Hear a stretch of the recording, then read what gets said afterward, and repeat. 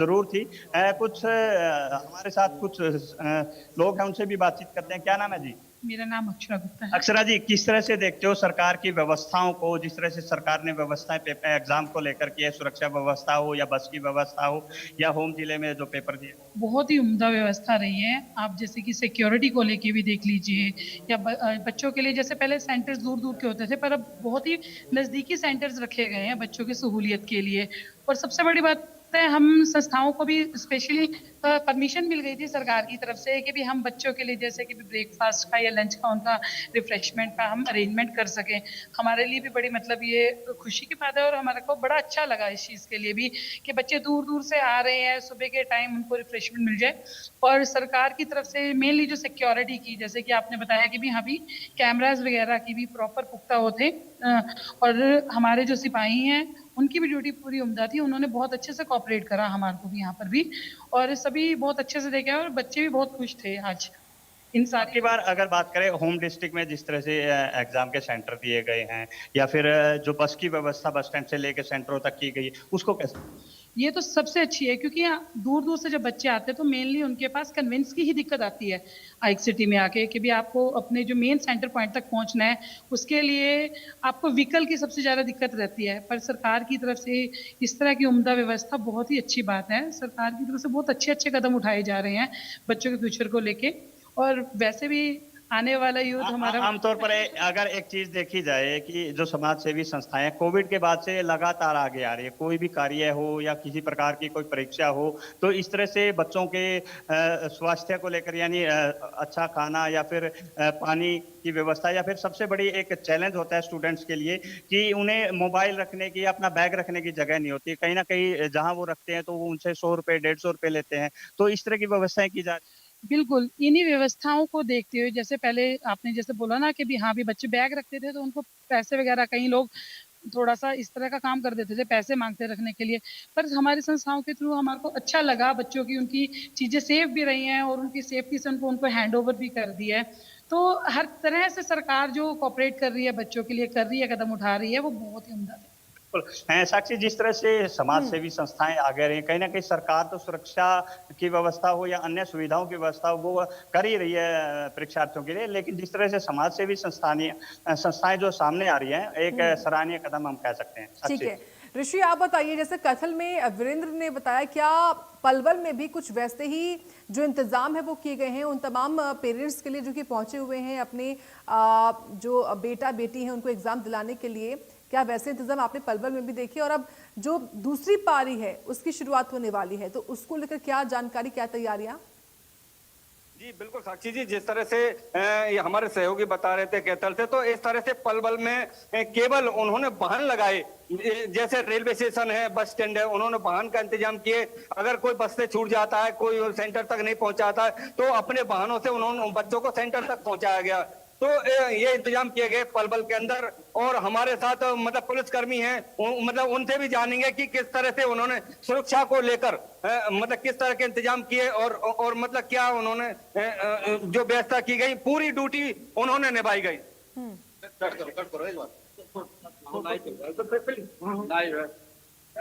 अच्छा थोड़ा आएंगे पता नहीं। हाँ तो ये मतलब ये तो इस तरह से पलवल जिले में इंतजाम किया गया। और अब दूसरे लेवल की परीक्षा की तैयारी की जा रही है, तो तमाम इंतजाम जो प्रशासन द्वारा किए गए, तो ये बहुत बड़ा सहयोग प्रशासन का रहा है इस परीक्षा को सफल बनाने में। साक्षी। ठीक है ऋषि, बहुत धन्यवाद आपका जानकारी हमको देने के लिए। वीरेंद्र आपके पास आते हुए फिर से ये बताइए कि पहली शिफ्ट तो हो चुकी है शांतिपूर्ण तरीके से, लेकिन दूसरे शिफ्ट को लेकर क्या इंतजाम अब यहाँ पर? देखिए साक्षी, मैं बताना चाहूंगा कि कैथल की अगर बात करें 17 सेंटर बनाए गए और वो 17 के 17 सेंटर वो अलग अलग परीक्षा के लिए अलग अलग बनाए गए हैं। क्योंकि पहले परीक्षा अगर लेवल 3 यानी पीजीटी की परीक्षा की अगर बात करें वो कल थी और उसमें 10 सेंटर बनाए गए थे क्योंकि 3100 के आसपास जो है परीक्षार्थी थे। और आज की बात करूं, आज लेवल 2 और लेवल 1 के लिए परीक्षा थी। लेवल 2 में लगभग 5300 के आसपास परीक्षार्थी थे और वो सुबह टीजीटी के लिए वो सुबह परीक्षा थी और वो हो चुकी है, यानी 12:30 बजे खत्म हुई थी। और उसके लिए अगर मैं बात करूं 15 सेंटर बनाए गए थे और जो पूरे जिले में 17 सेंटर बनाए गए हैं। लेकिन अब अगर बात करूं पीआरटी के लिए लेवल 1 के लिए तो लगभग हम यहाँ पर 1300 स्टूडेंट है और सिर्फ 5 सेंटर कैथल जिले में बनाए गए हैं। और पुलिस की सुरक्षा की अगर बात करूं या फिर जिला प्रशासन की तरफ से जो इंतजाम किए गए हैं वो कहीं ना कहीं वो सराहनीय है। हम सरकार की जो व्यवस्थाएं हैं उनके सरकार की व्यवस्थाओं को लेकर बातचीत कर सकते हैं। क्या कहना है जी, सरकार ने जो व्यवस्थाएं स्टेट के एग्जाम के लिए की गई है, चाहे उसमें बस की व्यवस्था हो या फिर सुरक्षा की व्यवस्था हो, क्या कहना चाहेंगे? देखिए, भारतीय जनता पार्टी के जो कार्यकर्ता हैं, भारतीय जनता पार्टी एक विचार की पार्टी है और ये जो है सेवा भाव, हमारा जो समाज में ताना बाना बना रहे और कहीं भी किसी प्रकार की कोई दिक्कत ना आए, चाहे कोरोना काल था, चाहे हमारे दूसरे कोई काल थे, चाहे हमारे पीछे HSC के पेपर थे, उसमें हम सब कार्यकर्ताओं ने मिलकर ये सेवा भावना से और ये जगह जगह ऐसे कैंप लगाने, शिविर लगाने काम किए हैं ताकि किसी हमारे विद्यार्थी को या किसी उसको किसी प्रकार को दिक्कत ना आए। तो उसी कड़ी में आज कैथल जिले में हमारा जो है ना ये अग्रवाल वैश्य समाज महिला विंग की तरफ से बिल्कुल वीरेंद्र, ये तमाम समाज सेवी हैं जो कि लगातार देखिए रहे ताकि कोई दिक्कत ना आन पाए। प्रशासन अपनी तरफ से इंतजाम कर रहा था, दूसरी ओर तमाम जो लोग हैं उनका भी सहयोग यहाँ पर मिला है। फिलहाल कुछ जानकारियां हम देते हैं एस्टेट की परीक्षा को लेकर, जो कि इस संबंध में सामने आ रही कि किस तरीके से जो एग्जाम हो रहा है वो उसमें कितने केंद्र बनाए गए हैं और संख्या कितनी है अभ्यर्थियों की, ये जान लेते हैं। 2,33,000 से ज्यादा अभ्यर्थी हैं, जिनमें से जो महिला अभ्यर्थी हैं वो 1,66,000 अभ्यर्थी हैं। साथ ही 67,157 पुरुष अभ्यर्थी हैं, इनकी संख्या है अभ्यर्थियों की। लेवल 1 यानी कि PRT में 41,062 अभ्यर्थी रहे। लेवल 2 में TGT के लिए 1,19,141 अभ्यर्थी रहे। लेवल 3 PGT के लिए 73,091 अभ्यर्थी रहे।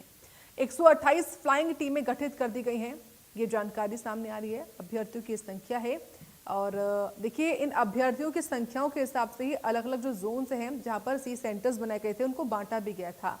जहां पर कम अभ्यर्थी हैं तो कम सेंटर्स हैं और उन्हीं सेंटर्स पर पुख्ता इंतजाम भी हमने आपको दिखाए। लगातार ग्राउंड से सुबह से ही हम आपको पल पल की अपडेट दे रहे हैं, क्योंकि ये एग्जाम 2 शिफ्ट में आज हुआ है। बीते कल केवल 1 शिफ्ट में हुआ था, लेकिन आज 2 शिफ्ट्स में एग्जाम जो है वो हुआ। पहली शिफ्ट सुबह 10 बजे से शुरू होती है जो कि 12:30 तक चली, और अब जो सेकेंड शिफ्ट है वो दोपहर में 3 से शुरू होगी जो कि चलेगी शाम को 5:30 बजे तक। और सेकेंड शिफ्ट को लेकर तमाम जो अभ्यर्थी हैं वो पहुंचना भी शुरू हो चुके हैं अलग अलग केंद्रों पर। तो एचटेट की परीक्षा को लेकर प्रदेश भर में जो अलर्ट है वो देखने को मिल रहा है और अलर्ट के हिसाब से सुरक्षा के पुख्ता इंतजाम किए गए हैं ताकि कोई कमी न रह पाए। और जो सरकार का उद्देश्य है कि नकल मुक्त एग्जाम हो और शांतिपूर्ण तरीके से एग्जाम हो, वो इस वक्त होता नजर आ रहा है। फिलहाल रुक करते हैं पानीपत का, जहां से राजेश मजोका हमारे सहयोगी जुड़ रहे हैं। राजेश, फर्स्ट शिफ्ट तो संपन्न हो गई है, लेकिन अब सेकेंड शिफ्ट को लेकर क्या जो प्रबंध है, इंतजाम है, वो आप देख पा रहे हैं इस वक्त? क्योंकि 3 बजे का टाइमिंग है एग्जाम शुरू होने का और टाइम के हिसाब से जो अभ्यर्थी है वो परीक्षा केंद्र पर पहुंचने शुरू हो चुके होंगे।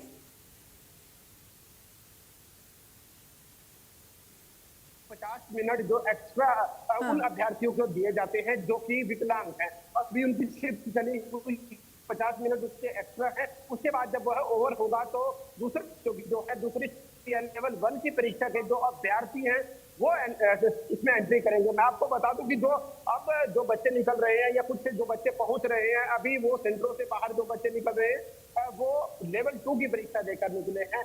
और कुछ अभी यहाँ कुछ सेंटरों पर थोड़ी सी समस्या जरूर आई है कि जहाँ अभ्यर्थियों ने कहा है कि उनसे 15 मिनट पहले जो है उनकी आंसर शीट को ले लिया गया है, जिससे उनका काफी कुछ पेपर में छूट गया है और जिससे उन्हें काफी नुकसान भी हुआ है। और अगर बात की जाए तो मैं आपको व्यवस्थाओं की दिखाऊं तो जिन छात्र छात्राओं से हमें या अभ्यर्थियों से बात की है उनका साफ तौर पर कहना है कि व्यवस्थाएं जो है प्रशासन के द्वारा, सरकार के द्वारा अच्छी की गई है। अभी मैं आपको दिखा दूं कि अभी मेरे सामने 5 सेंटर है, लगातार ये 5 जो ये है लगातार डबल राउंड पर है, जो कि अभ्यर्थियों को रोड के ऊपर छोड़ रही है। जिनका जहां सेंटर है वो आप वहां बता दीजिए, आपको बस छोड़ कर जाएगी। इस प्रकार की व्यवस्था की अगर आप नहीं पहुंच पा रहे अपने सेंटर के नजदीक तो आप किसी भी PCR या डायल 112 का सहारा ले सकते हैं, वो आपको सेंटर तक छोड़ के आएगी। अभी जो बरसात है उसने इससे पूरा माहौल जो यहाँ का है खराब कर दिया है, क्योंकि व्यवस्था है जो बरसात के कारण खराब हो चुकी है। आप देख सकते हैं कि जाम की स्थिति बनी हुई है, जिसके कारण अभ्यर्थियों को थोड़ा सेंटर पर पहुंचने में दिक्कत जरूर आ रही है, पर पुलिसकर्मी हर चप्पे चप्पे पर मौजूद है। दूसरी ओर मैं आपको दिखा देती है, आप देख सकते हैं कि हेल्प डेस्क बनाया गया है, जहां अभ्यर्थी किसी भी जो है समस्या का समाधान यहाँ से पूछ सकते हैं। इसके लिए जो अभ्यर्थियों के साथ साथ अभिभावक आए हैं, उनके पानी की व्यवस्था, पीने के पानी की व्यवस्था, बैठने की व्यवस्था जो है एलिवेटेड फ्लाईओवर के नीचे की गई है, ताकि जो अभ्यर्थियों के साथ अभिभावक आए हैं वो बैठ सकते हैं। और साथ ही साथ पूरे एलिवेटेड को खाली कराया गया है और पार्किंग को फ्री किया गया है। जी ठीक है राजेश, आपका बहुत धन्यवाद, हमें लाइव अपडेट्स दी हैं, जानकारी दी है आपने हमको। चलिए बढ़ते हैं आगे। सरकार के निर्देश के मुताबिक